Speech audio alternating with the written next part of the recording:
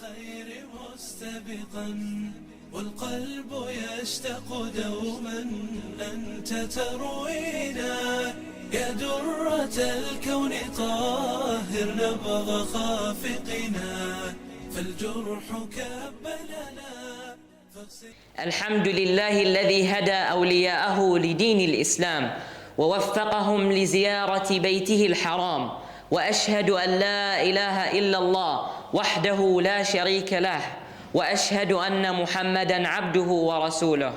أما بعد، فإن العمرة من أعظم الطاعات وأجل القربات، وهي سبب لتكفير السيئات ورفعة الدرجات، ومن أعظم أسباب سعة الرزق والبركة في المال. قال صلى الله عليه وسلم: تابعوا بين الحج والعمرة فإنهما ينفيان الفقر والذنوب كما ينفي الكير خبث الحديد والذهب والفضة. والحجاج والمعتمرون هم ضيوف الرحمن جل وعلا وزواره.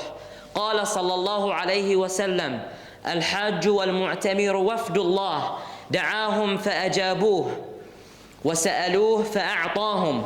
وأما العمرة في رمضان فشأنها أعظم وقدرها أجل وأكبر.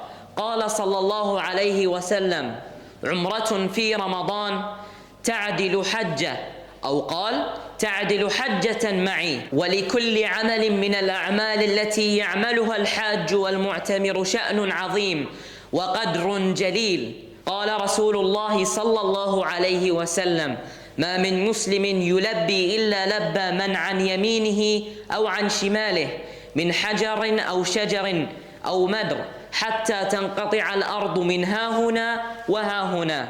وقال صلى الله عليه وسلم: صلاة في المسجد الحرام أفضل من 100,000 صلاة فيما سواه. وقال صلى الله عليه وسلم: من طاف بالبيت أسبوعا أي 7 أشواط لا يضع قدما ولا يرفع أخرى إلا حط الله عنه بها خطيئة وكتب له بها حسنة ورفع له بها درجة.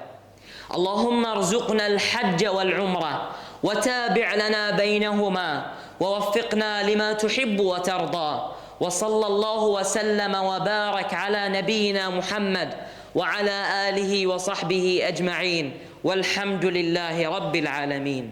باغي الخير هذا شهر مكرمة فاصدح به خيرا يمحو الشياطين.